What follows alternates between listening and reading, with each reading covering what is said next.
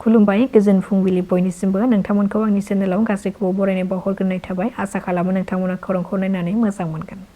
बावखुंग्रि बियाबनि BPFनि बिजाथि रुपम रयनि नमिनेशन गथायनाया रिजेक्ट जागोन नामा? BPFनि बिजाथि रुपम रयनि नमिनेशन गथायनायनि सायाव गोख्रों बिजाथाय फोरमायदों बावखुंग्रि बियाबाव उदां बिजाथि महरै गसंनाय पृथ्वीराज नारायण देबमेसा। रुपम रयनि नमिनेशननि सायाव कक्राझार जिल्लानि जिल्ला बेंगिरि आरो बावखुंग्रि बिधानसभा बियाबनि रिटार्निं बिबानगिरिनो गथायनाय नमिनेशनखौ रिजेक्ट खालामनांगौनि थाखाय गोख्रों दाबि खालामदों। मानोना बिथाङा BTC ओनसोलनि थागिबि आरो भटार नङा होननानै बेनि हेंथायै गोख्रों दाबि खालामदों। बेखौ लानानै नमिनेशनखौ रिजेक्ट खालामनांगौनि थाखाय गुवाहाटी गोजौ बिजिरसालियाव गसर थिसननो थाखायबो थांखि लादों होननानै फोरमायथिदों उदां बिजाथि महरै गसंनाय पृथ्वीराज नारायण देबमेसा।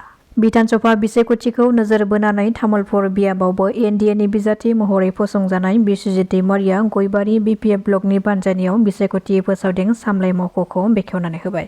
मख'नो गोनांदि बे खेबाव तामुलपुर बियाबावबो NDAनि बिजाथि बिस्वजित दैमारि आरो UPPLनि बिजाथि प्रमद बर' बिथांजों गेदेर दावहा जानो हागौ। मानोना बिस्वजित दैमारि आरो प्रमद बर'आबो तामुलपुर बियाबाव बिजाथि महरै गसंदों। NDAनि बिजाथि बिस्वजित दैमारिया BJP आरो BPF दोलोखौनो देरहागोन होननानै दाबि खालामदों मानोना रायजो राजाफोरनि थाखाय BPF आरो BJP दोलोआनो मैखोम हाबा मावबोदों। BJP दोलोआबो आइजोफोरनि फारसे आरो बेखार लाइमोनफोरनोबो बिजनेस खालामनो थाखाय गोबां अनसुंथाइ होदों आरो गुबुन गुबुन बिथिङावबो जौगाथायनि थाखाय गोबां खामानि मावदों। बेबादिनो BPF दोलोआबो सोरखार सालायनायनि दान-3 दान-4 जानायावनो गोबां जौगाथायनि खामानि बेखेवदों। बे हिसाबै रायजो राजाफ्रा बे मोननै राजखान्थि हान्जानोनो भट होगोन आरो तामुलपुर बियाबावबो NDA हान्जानोनो भट होनानै आंखौ देरहाहोगोन होननानै दाबि खालामदों। बेराफारसेथिं प्रमद बर'आबो गावनि देरहानायखौ रोखा होनानै फोरमायथिदों नाथाय रायजोआ सोरखौ बांसिन अनसायगोन बेखौ समाजसो फोरमायगोन। आसाम बिधानसभा बिसायख'थिनि सिगां दासान्दि पुलिसआ गोख्रों सिग्रोमनानै गोबां लाख लाख रांफोरखौ बोखांनो हादों। बेनि गेजेराव दिसपुर पुलिसआ गोख्रों सिग्रोमनानै खानापारायाव गंसे AA01DJ9830 नम्बरनि गारिनिफ्राय नोगोद 6 लाख रांखौ बोखांनो हादों। बिजाथायखौ लानानै पुलिसआ संदाननायखौ जागायबाय नाथाय बे गारिनि बिगोमाखौ हमनो मोननाय जायाखै। बाक्सानि निकासि जोबथेसालियाव गुलि गावनाय जाथाय खौरां मोननाय बादिब्ला सासे पुलिस कनस्टेबलआ सार्भिस राइफलजों गावनानै गावखौनो फोजोबनानै लानो नागिरदोंमोन। गुलि गावना लानाय कनस्टेबलखौ बजालिनि बागमा रानि आरो बिखौ 24थि आइआर बेटेलियननि गुनजित बैसु होननानै सिनायथिनो हादों। गावनि बिखायाव गुलि गावना लानाय पुलिस जवानखौ जाथाय जानायनि उनाव फाहामथायनि थाखाय गुवाहाटीनि सांसारियाव थानाय एम्सआव थिसननाय जायो। मिथिनो हानाय बादिब्ला बे गुलि गावनाय जाथाया हरनि 10 रिंगासो समाव जादोंमोन। मख'नो गोनांदि फाहामथायनि थाखाय देहा फाहामसालियाव थिसननाय समाव जोखोम जानाय जवाना रुंसारि जुबिन गार्गनि मुंखौ खनले खनले रायखांदोंमोन। नाथाय मा जाहोननि थाखाय पुलिस जवाना गावनि जिउखौ बेबादि हरखाब फोजोबनानै लानो नागिरदोंमोन बेनि जाहोनखौ दासिमबो रोखायै मिथिनो मोननाय जायाखै। मानोना बे जोबथेसालियावनो जोबजानानै दङ जुबिन गार्गखौ बुथारनाय जाथायजों सोमोन्दो थानाय दायनिगिरिफोर फारियै श्याम कानु महन्त, सिद्धार्थ शर्मा, सन्दीपन गार्ग आरो जुबिन गार्गनि देहा बेंग्रा नन्देश्वर बराजों लोगोसे परेश बैसुआ।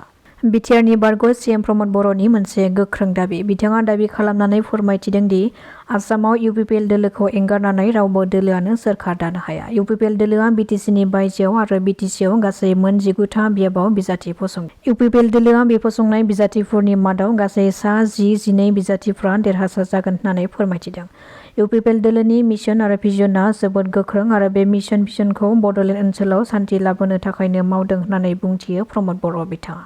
फैगौ 9 एप्रिलाव जानो थांगासिनो दङ बिधानसभा बिसायख'थिया। बेखौ नोजोर बोनानै जेनेरेल एडमिनिस्ट्रेसन डिपार्टमेन्टआ बै सानखालि बन्द फोसावबाय। बिसायख'थिनि थाखाय बै सानखालि सोरखारि आरो सोरखारि नङै फरायसालिफ्राबो बन्द थागोन। मख'नो गोनांदि फैगौ एप्रिलनि 9 खालाराव गासै रायजोनि गं 126 था बिधानसभा बियाबनि भट सोनाया जागायगोन। नै जोंनि ब्लकनि प्रेसिडेन्टआ थांदों थांनाय BTC इलेक्सनाव काम्पा महिलारिया देबोरगाव समस्तियाव बियो काम्पा बरगयारिया देबोरगाव समस्तियाव बिथाङा दारायदोंमोन आरो ब्लकनि प्रेसिडेन्टआ बिथांनो इलेक्सनाव सोरनिफ्रायबा 15 लाख सोरनिफ्रायबा 5 लाख बेबायदिनो गोबां जों मिथिनायाव 40 लाखसो फैसा लायनानै होफैदोंमोन। दा बियो BPFआव थांनायनि थाखाय जोंनि ब्लकनि प्रेसिडेन्ट बिजित गोरा बसुमतारिया बिराद साद जाल्लायाव दङ। माबोरै बे सान हर न'खराव फैनानै फैसा बिफैजागासिनो दङ। आंना हरफिनदोलै बोरै जाखो काम्पायाथ' ओरैसो थांबाय नों होनांगोन बे होआबा बेबायदि मोनसे साद जाल्लायाव दङमोन आरो बेफोरबायदि सानब्रेनानै बा खाम्फाया हयथ' बिथांखौ बुंदों आंजों फैफाबासो आं बेखौ हरगोन होननानै बेबायदि मोनसे कम्पालसनाव निस्सय बिथाङा थांनो गोनां जादों होननानै बिथाङा सानदों। जोंहा जेबो बुंनांगौ गैया, बियो बांद्राय अभार रिस्क लानानै थांनाय देबोरगाव समस्तियाव बिथाङा माने खाम्फानि जानानै खामानि मावनानै बेखिनि धार दासि बिदि प्रब्लेमाव गोलैदों। जों अनखांनाय मोनदों, जोंनोबो मोजाङै खिन्थाबा मोजांमोन। मैयानिफ्राय जों मिथिदों जे बेबायदि माने दङमोन होननानै, मानोना बे समाव बिथाङा ब्लक प्रेसिडेन्ट हिसाबै गाव बबे जायगायाव बोरै खामानि मावामोन डाइरेक्ट थोंजोङै केन्डिडेटजोंनो बिथाङा जगाजग खालामनानै गावनि देबोरगाव ब्लकआव बिथाङा खामानि मावदोंमोन। जोंहा दिनै मोनसे दुखु मोननाय अनखांनाय फैदों, बेबायदि सिटुवेसनाव बिथाङा माने देबोरगाव समस्तिनि ब्लक प्रेसिडेन्ट जाबाबो नैबेफोर कम्पालसननि थाखाय बिथाङा दल सोलायनो गोनां